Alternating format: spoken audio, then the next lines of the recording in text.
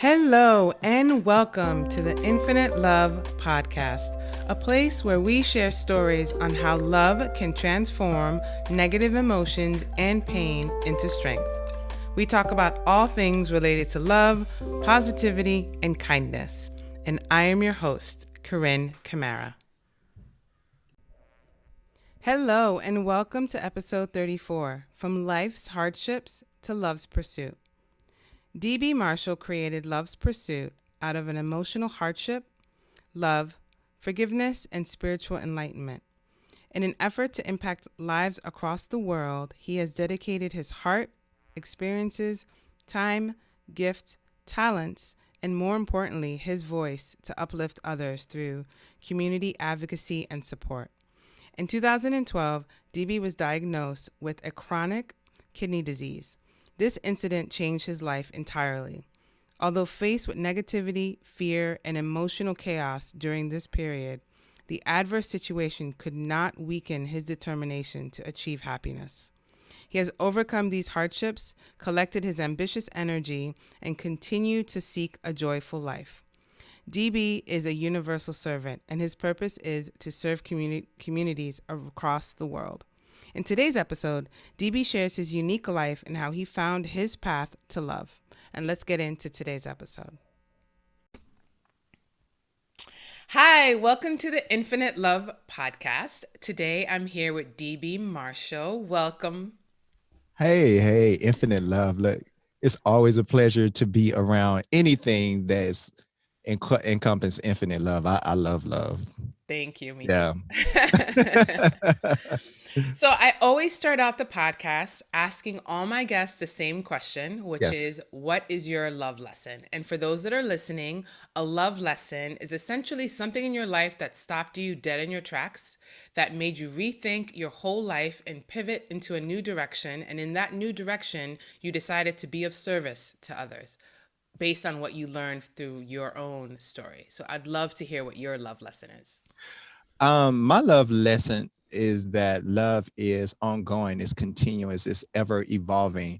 And there's a total of 21 different definitions of love, depending on how we use it, right? And what I take from that is that you have to customize your love. So that is my way of giving back to you and answering your question, is that love is ever evolving and you have to customize it. It is not universal, even though we use it and also a lot of us, I think, in my opinion, we think it's supposed to be universal and everybody's supposed to respond a certain way and it's supposed to be reciprocated a certain way, but it really isn't. Yeah. Yeah. So what was your story? Like, I know you wrote a book, you're an author, I read some of your bio, and you've gone through a lot in your life. So tell us a little bit about who you are and what brought you to this place. Yeah. So I'm DB Marshall. I dibble and dabble in a little of everything. And so I'm working on my doctorate degree. I've written a book, which is a #1 international bestseller on Amazon. In addition to that, I'm a kidney ambassador. I'm a kidney patient too. And I'm also, a kidney ambassador, a kidney advocate. And with that said, I just find myself often just doing assessments just to make sure that I continue to grow and continue to develop and understand that life is going to happen with or without you. Yeah. Yeah. How long have you been diagnosed with the kidney illness? Yeah, I was diagnosed in 2012 and it was crazy because I'm a health nut. I've always been a health nut. And so I had just started my doctoral program at Virginia Commonwealth, and I was on my way to the gym. I always go to the gym bright and early in the morning because I'm a little selfish when it comes to the weights, right? That's my issue. That's my idiosyncrasy. And so I don't like to share my weight. So here I am walking down toward the gym and I just passed out, just fell on the concrete ground. Yeah. And when I woke up or came to, because I wasn't asleep, I looked around. I was more concerned if anyone saw me because I really felt embarrassed. Like I was ashamed and I was like, what has happened? I was just kind of lost. And so once I kind of put it together, what does the average man do when something like that happens? He goes to the gym. I still went to the gym and finished my workout. But eventually I went to the emergency room. And it took probably 4 trips to the emergency room before they was able to find out what was wrong with me. Yeah. Wow. And it's chronic, it's lifelong. Yeah, chronic. So chronic oftentimes just says that this individual has been dealing with this particular thing for 3 months or more. And so that what makes it chronic. Now I have a rare form of kidney disease that's called FSGS. It's a very technical name, so I'm not going to try to say it because I'm going to butcher it.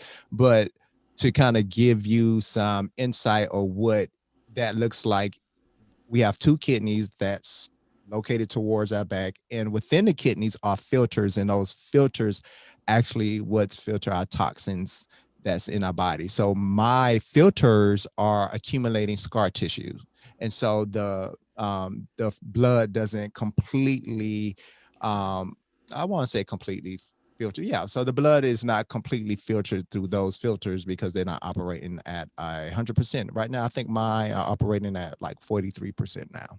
Okay. Yeah. Wow. So you get this diagnosis, Hmm. and how did that shift your mentality on what you want to do on the planet? I got pissed off at the world.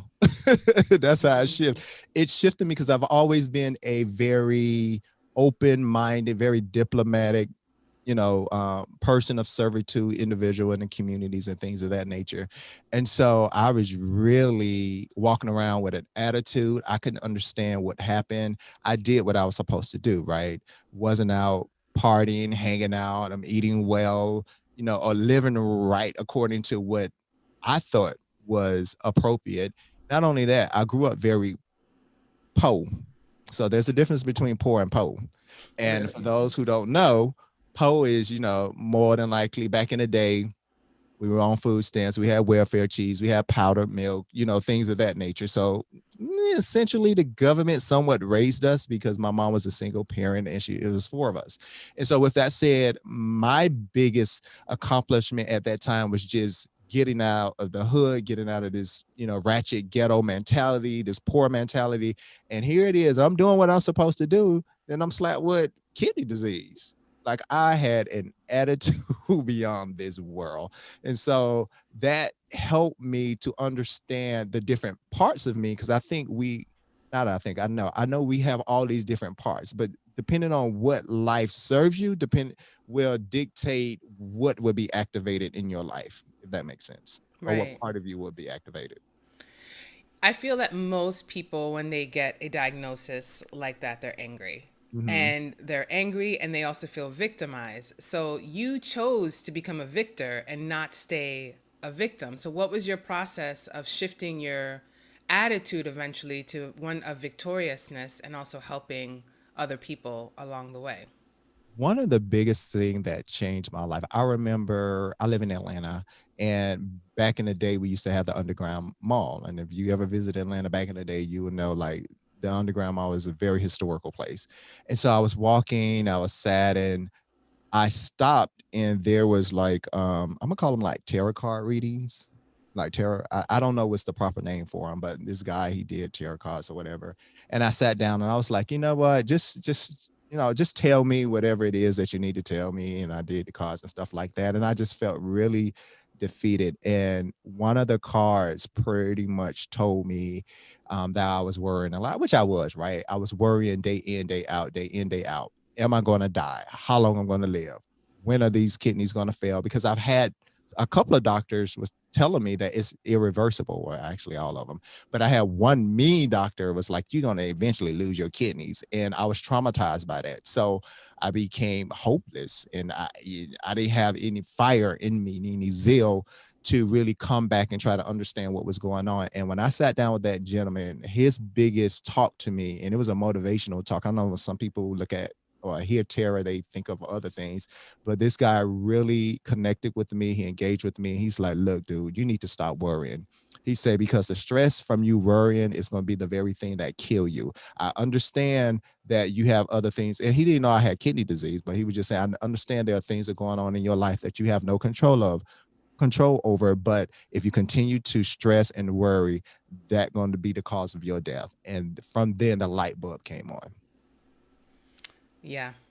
Yeah. Yep. That's amazing, and that's really powerful. I mean, Hmm. it's also one of these divine moments because I always feel like God talks to you and through people. Yes. And tarot cards are one thing, but it could have been anyone in the street that Yeah. said, "Hey, let's." So I always feel like we ask for signs and we ask for help, and it comes through different people. So that's a Yes. really divine moment where you were pointed in a direction to help you shift. Yep. And so from that moment on, did you start writing your book? Like, how did you get into that Oh, process of like writing your book and becoming a speaker and changing the world with the love pursuit? And like, how did that all kind of come to be? it came through life struggles. People always told me that I should write a book, and I'm not much of a writer. I don't consider myself as a writer, right? I don't enjoy sitting down writing. I'm a math science kind of guy. And so after the kidney disease again, I came home because at the time my spouse was like, "Hey, you don't ever want us to help you with anything. This would be a good opportunity that you can let us take care of you." So I bought into that. And but shortly after that, it ended up in divorce. And so I left, this doctoral program, which was fully paid for, to kind of go to that, to just kind of give you some backstory.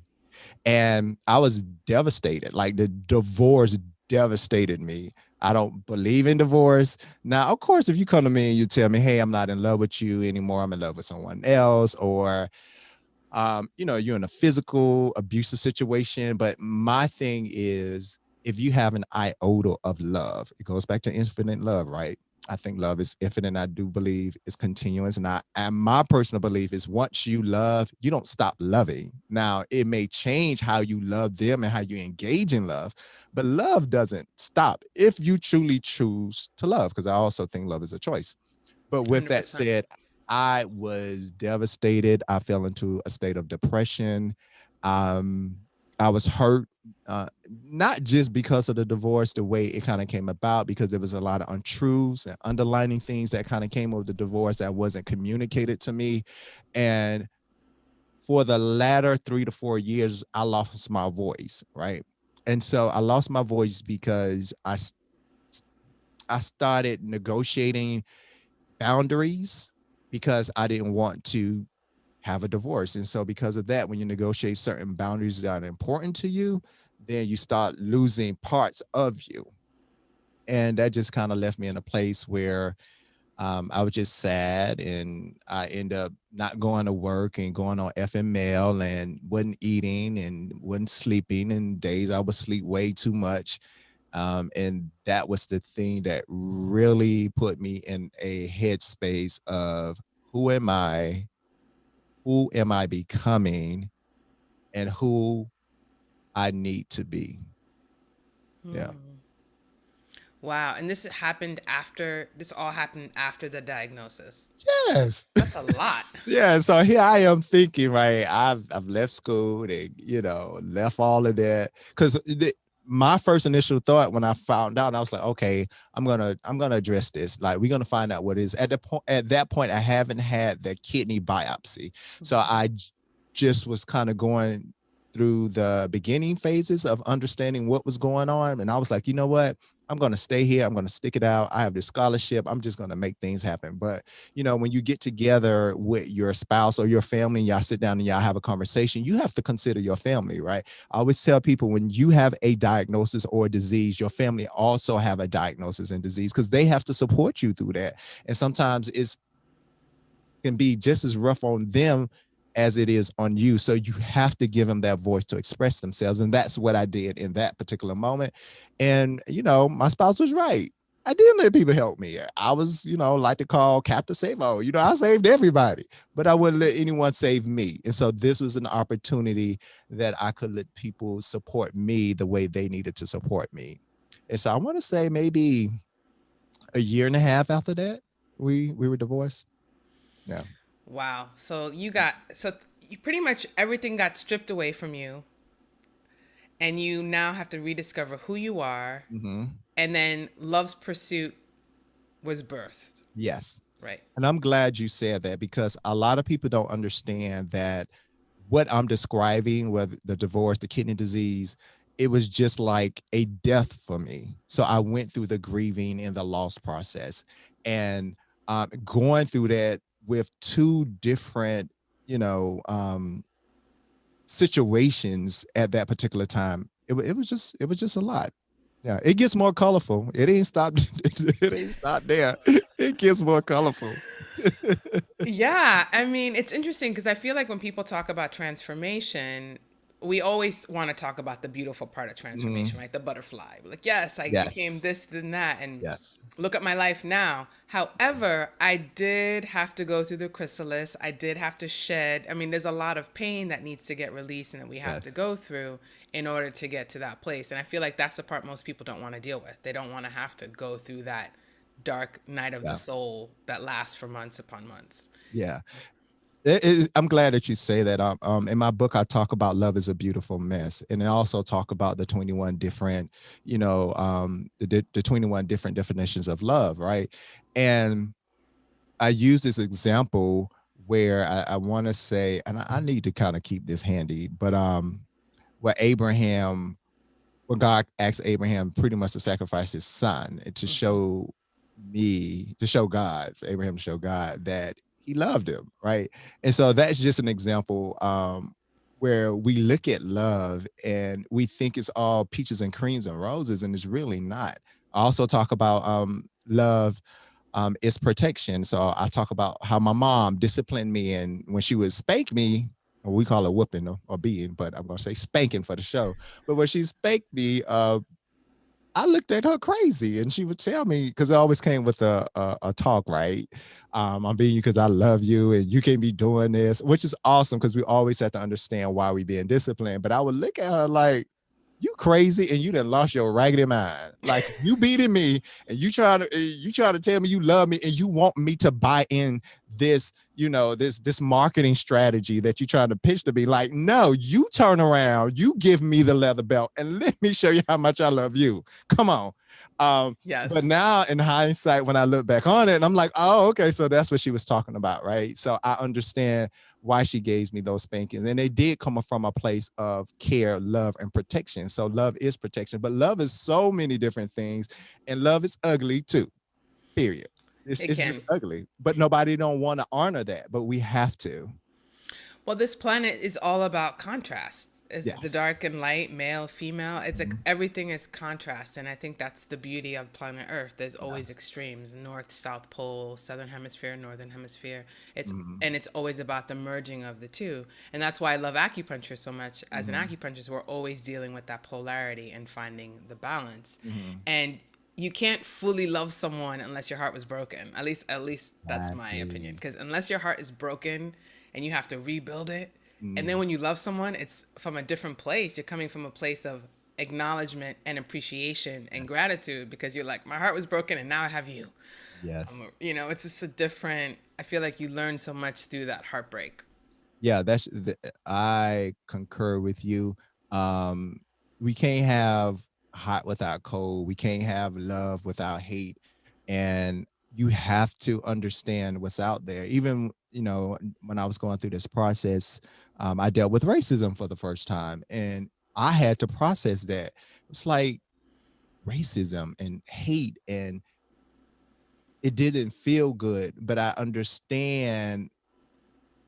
won't say I understand hate, but I understand where that person was coming from and the reason that individual was projecting or expressing himself the way that he was.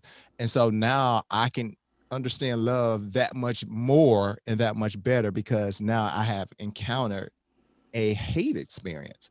And all it did was solidify my love and elevated it to a whole nother level. Yeah, because you made that choice. And I think that's important to say because love is a choice. And so when you're Yeah. confronted with racism or hatred or any kind of bigotry, you as an individual are making the choice to Yes. choose love in that moment as opposed to choose fear or hate or anger or anything else because Yeah. those negative emotions always kind of bring your vibration and your energy down. Yeah. So it's a big part of taking that responsibility and saying I want to be a human being that's of love. So no matter what life is throwing at me, Mhm. I'm still gonna choose love. choose love, right? And we have to understand that emotions determines our outcomes and our decisions, right? And so we have the mind, right? Then we have the emotion, and then we have the body. And so, we have to think it. And once we think it, we feel it. Now determine what we well by determining what we feel is going to dictate on how we're going to respond.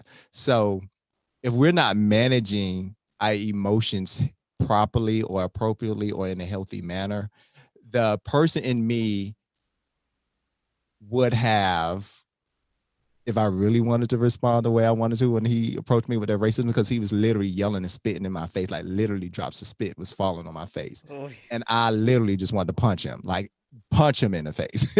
That's what I wanted to do. But because I walked through my journey and I dealt with a lot of trash, mess, I was able to maintain my emotions, okay, hold my tongue, remain silent, allow him to get whatever it is that he needed to get out. And I didn't say anything. I just kept shaking my head.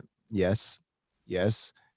And I walked away and I yelled when I got to the bottom of the stair because I was kind of angry. But at the same time, I also knew that there was a greater purpose for me. And that's why I experienced that moment. yeah. I always feel like whenever I have declarations to God or the Yeah. universe, I'm like, hey, God, I want to be loving. I want to do this. I want to be of service. And then I literally get tested. Like something will happen. And I'm like, and in the moment, I have to be like, ooh. And in the Yeah. beginning, I would get angry. I'd be like, why is this nasty thing happening to me? And then I realized, oh, so God is testing me. Like, you Yeah. want to be of service? Like, here's a nasty situation. How are you Yeah. going to respond? And Mm-hmm. I'm like, oh, I get it. Because it's more than just speaking the words or having the intention. It's really the action that matters. Action. Mm-hmm. The Yeah, fact I'm that at the you, point where I don't get angry anymore. I read this book a long time ago called Don't Sweat the Small Stuff. It had been about 15 years ago. And it's just one of those mottos and those mantras that I kind of carry with myself. Now it's easier said than done. Let me be clear. And so you have to teach it, you have to train yourself over time. What is important to you? Like what is primary? What takes precedence over your life at this point? And who holds your power? And once you realize that you want to be the one who hold your power, if not all, most of your power and your energy, then you realize that John Doe, Jane Doe, whomever, they just doesn't deserve your energy. They doesn't deserve your creativity. I'm even at a point in my life when I think about my work, right? And I tell people this all the time, that your creativity is gonna your creativity has the potential to make you a millionaire. I tell people that all the time. And they don't look at it from this perspective. When your job hire you, they give you that I ain't gonna say measly because it may be a lot to someone, but to me it's measly. So I'm gonna say measly. They're measly 30 or $40,000. They're paying you for your creativity. All right. But we allow them to. So you need to realize that really they aren't paying you for your creativity, they're paying you to do a task. So when you go to work, make sure you just doing your task and you checking a box. Anything else is extra and it calls compensation. And if they don't want to pay you for it, then you come home and you use that energy to pour into your own business. Stop allowing these companies to make billions off of your creativity. They ain't paying you for that. And that's what they're doing, right? These people come to these board meetings and it's like, what's your idea? And let me this is a really, really, really good. When people send you things and they be like, oh, come back and give us your feedback. You know what they doing with that feedback? They taking all that stuff, they go into an office, right? And they sit down and it's like, well, she said this and she said that and she said that. Now, if you really believe in a company and y'all have a partnership, yeah, go ahead and pour into that company. But if this company is not giving back to your community, giving out them dollars, helping your community to come out the rut that it may be in, then don't do it. Or unless you got stock in the company. But yeah, I got to stop giving people your opinions and your creativities because you're making billions for Nike and Adidas and all those folks. true. And also, I feel like that creativity can also be poured into your purpose. Because Yeah. I feel like every human being has a gift and has a purpose. And Mhm. sometimes, if you're lucky, like I am, and I would mostly say probably you, that you can use your purpose and you actually can make a career out of it. which I feel Right. so blessed that I love what I do and this is my life's purpose and I could live the way I want to live. However, there are people out there that have like jobs and they're just not, but Happy. still, there's still so much creativity. And sometimes your purpose is not necessarily something that you can maybe make a career out of. Right. However, you can still use that energy to do it on the weekends or in the evenings or whenever you have spare time and still give back the way you want to give back. And I think it's Yeah. important to tap into your gifts because I feel like every single person has a gift that's unique to them. Yeah. And a lot of people oftentimes ask me, how do I find my purpose? I always tell them your purpose, for the most part, are your gifts. Our gifts are so unique. Like, we'll use Beyonce. No one sounds like Beyonce. Beyonce sounds like Beyonce. Now, there may be individuals out there trying to sing and sound like her, but just use your own voice. Your own voice is unique. People pay for uniqueness. Nobody don't want a makeshift of someone else. They want you to be you, but we have been conditioned to believe that, oh, this body type is right, or this skin color is better than my skin color. No, baby. I'm giving you some real valuable information. If you listening or watching it, understand that your uniqueness is going to be the very thing that make you millions, or if not make you millions, bring you to a comfortable place in life. Yeah, and I also think that it's like that self-love piece is a big part of it because when you love Mm-hmm. yourself fully, then you fully accept your uniqueness, you accept your flaws, you Mm-hmm. accept who you are, and that makes it a lot easier to go into the world because you are coming Yeah. from a place of fullness and of abundance and being like, Mm-hmm. this is who I am, and you're much more confident to present your gifts to the world because you totally are totally in love with yourself. Yeah. And some gifts are not necessarily like singing and dancing. Some gifts are like there are people that give amazing hugs, you know? Yes. Yes. Just And, like and that's very true. And so I completely understand. I didn't start understanding my talents and my gifts until I started loving myself. But a lot of people say that they love themselves. So when people ask me, well, how can I love myself even more? And I tell people, just sit in your mess. Once you start sitting in your mess and you start, addressing your mirror, addressing your shadows, you start understanding the different parts of you, and you have an opportunity to say, hey, you know what, I'm going to address this, I'm going to acknowledge this. And when we address and we acknowledge and we let it go, and you can let it go at many different reasons. You can journal. Sometimes I put it in a bowl with aluminum foil and I set it on fire. Sometimes I take it to the barbecue grill and I set it on fire. You have to sometimes physically release the emotional stuff that you have written down on paper. Then you start spending quality time. In my book, I just tell people just to really, really just take time for themselves, uninterrupted time. If you have a family, you have kids, you put them to bed, or you have them do something. Just if they're underage, make sure they supervise. But you put a note on your door, a sticky note, like, do not interrupt until such and such time, and you take that time and you spend with yourself. I'm telling you, the things you're gonna learn about you will blow your mind. And if you are a hugger, like she stated, how do you turn that hugger into something profitable? There's a way. You can there's a will, there's a way. Did your mama ever tell you that? There's a will. My grandma used to tell me, there's a will, there's a way, baby. I'm telling you, true. there's a will, there's a way. You would be surprised how hugs can be a therapeutic service that you can give people. Like, you have emotional dogs, you can become an emotional therapeutic hugger. I haven't heard of it, but yeah, look, create it. You'll be surprised what you may end up, learning and turning into a big money maker. Just True. going out your luck. That's Yeah. true. There's a company in New York and they're professional cuddlers. And Really? yes, I was blown away. Like literally you hire these people to come to your house and cuddle you, like just hold Oh, you. wow. I was like, wow, that's deep. That That is deep. Like, I never thought there would be dog walkers. When that hit the market, I was like, why did I not think about that idea? Wow.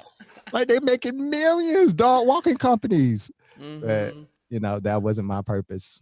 Right. Yeah. We all have our things. So Yeah. it's interesting to just be curious about it. And I really like what you said about taking that time to embrace your shadow parts because I feel like that's the part that a lot of us don't want to deal with. We don't want to deal with the pain and Mhm. the triggers and all of that. And that's the part that festers inside of us, and that makes us easy targets. Because if I'm wounded about something and you say something I don't like and it Mhm. triggers that, then I'm in pain, and then I bark back at you, and then you bark back at me, and then we're in this nasty argument.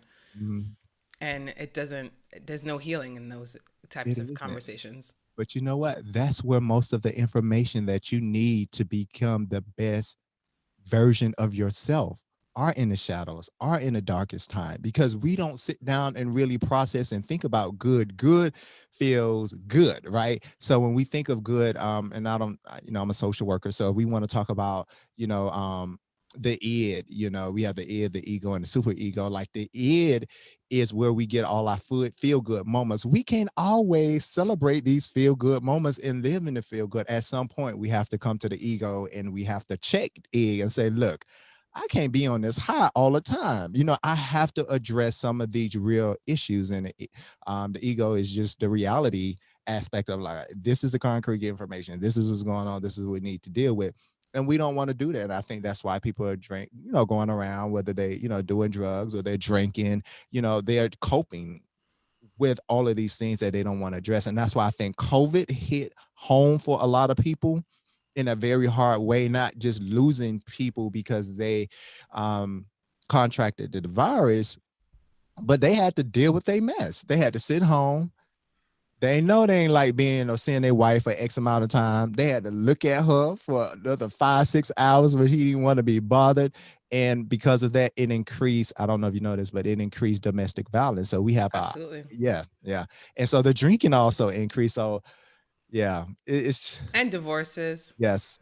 Folks, to deal with y'all stuff. I'm Yeah, telling you, like it's easier literally, just to deal with the stuff. I broke up with my boyfriend over COVID. I mean, Yeah. during this COVID period, because Mhm. it was interesting. Because when you are working normally, you leave the house, you only spend a Yeah. certain amount of time with people. And Mhm. then when it's all the time, Yeah. every day, day Yeah. in, day out, it's like you're looking at people sideways, like, Like, I don't know oh, if I you do signed up this? for this.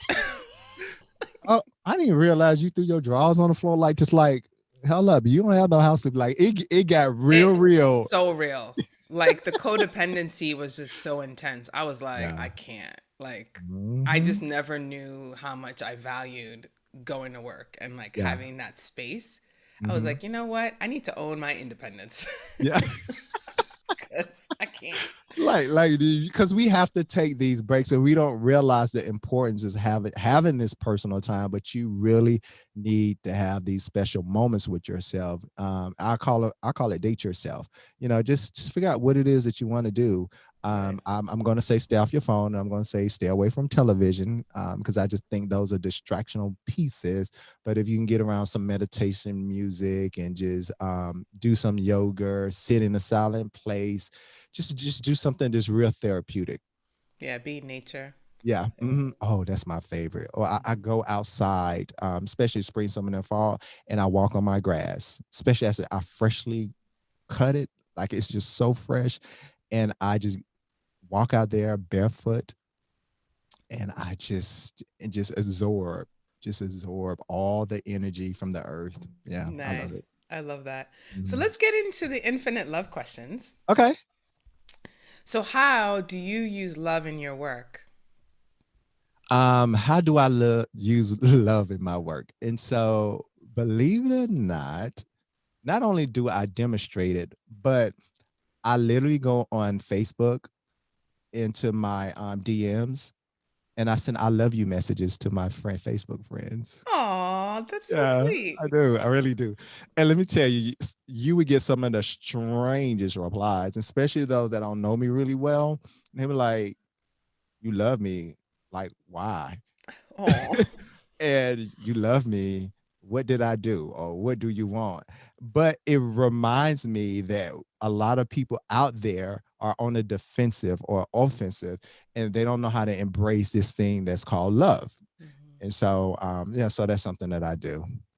Yeah, I think a lot of people experience love as conditional. And Hmm. so when it's received in an unconditional way, it throws you off Yeah, because you're just like, what do you want yeah, from me? yeah. It's very, and it's that they and those are the people that need the most love because Yeah. they definitely need some healing around it. So that's so Yes, beautiful that you do that. I do. Yeah. Nice. We should be Facebook friends. I'm all for it. Okay. How is your work used to serve humanity? How is my work used to serve humanity? Wow. I'm probably doing the most, but my work is used to really just bring awareness. So whether it's awareness with love, self-love, awareness of resources, awareness of kidney conditions and how impacting the African American community, I just make sure I use my voice in a way that I'm bringing some type of awareness. I don't think it's one day that goes by that I don't bring awareness to somebody. Yeah, so that's like one of my daily regimens. It's just uplifting and bringing some type of awareness to the minds of everybody across the world, I guess.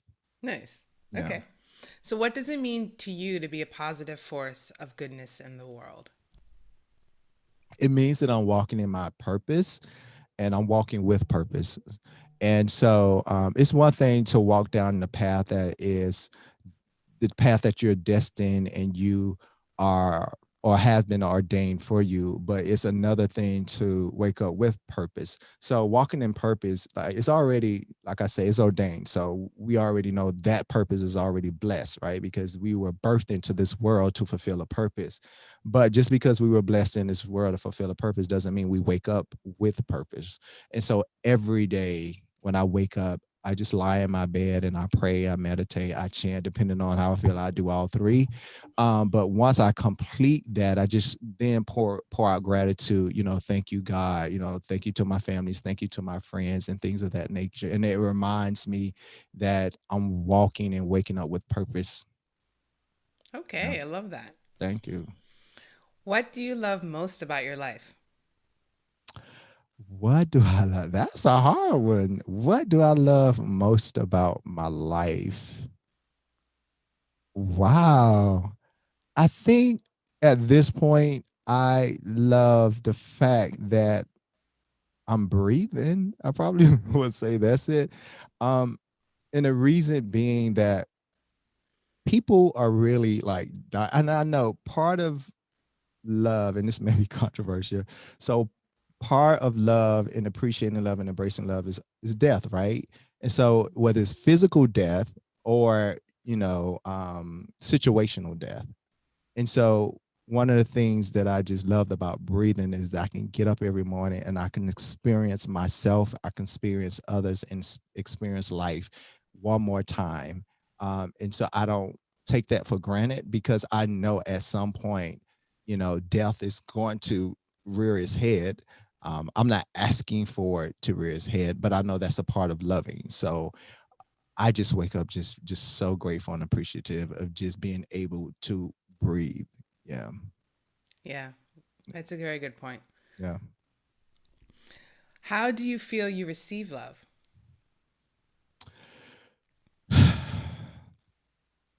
you know, I receive love on so many different levels.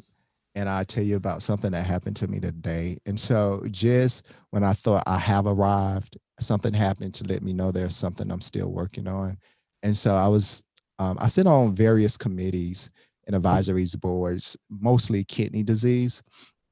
And so a guy read my book, Doctor. He's a lawyer and something else, but he's doctor. His name Dr. G. So at the end of our meeting, he says, DB, you changed my life. And I'm like, huh? And he was like, I read the first chapter of your book and it changed my life. I had to stop reading and put it down because I have to absorb what you've written in the first chapter. And he was just telling everybody, you need to buy this book. I'm telling you, you need to, but this is a really good book. I didn't know how to receive that. Like that was pure love, right? Right. But I don't know if I was just caught off guard or, receiving accolades. I just started feeling, I don't know, I was blushing and, I don't, can't see, I don't got rosy cheeks, but I'm black, I got melanin in my skin, but I was literally blushing in the inside, and I didn't know what to say. And eventually I said thank you. But that's one of the ways that I'm learning how to grow to embrace the type of love that I'm giving others. So that's the area of my Yay. life in which I have to grow. That's But beautiful. yeah, but most times I love receiving hugs. I love hugs. Hugs are great. Yeah. When do you feel the most love? I feel the most love when I'm around my family. I have a very close family. I love my sisters. I love my mother. My father um, passed, and I had a really good relationship with him. I just have a really great family. Love my cousins. Like, I just have an awesome family. I love being around them. So when I'm around them, it just feels like home. And I have one of those families that there's not a lot of judgment and throwing you up under the bus or attacking you or any of that. um yeah, most of them like to have a little crown royal or something like that in their hand. That skipped my gene for whatever reason. But when we're together, it just feels like Christmas. Like every time we're Yay. together. Yeah. Oh, that's great. That's Yeah. such a blessing. And my last question is, where has love created a miracle in your life? Well, love created a miracle. This book, this book was produced and birthed out of love, and it created a miracle in a sense that people are reading it and they're connecting to it. It's one thing to put your heart, your blood, your sweat, and your tears, and it's not received, by multiple people.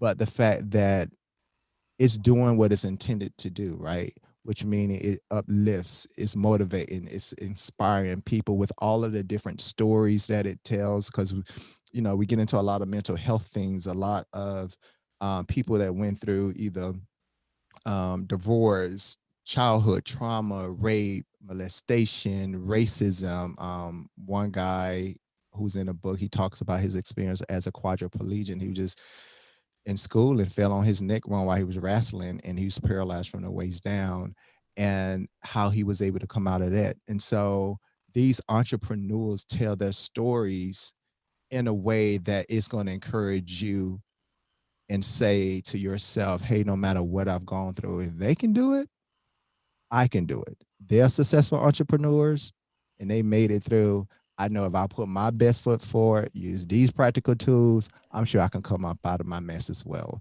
So I think the book has been a miracle because I'm not I'm not a writer. And actually, the book started off as a collaborative project with my buddy.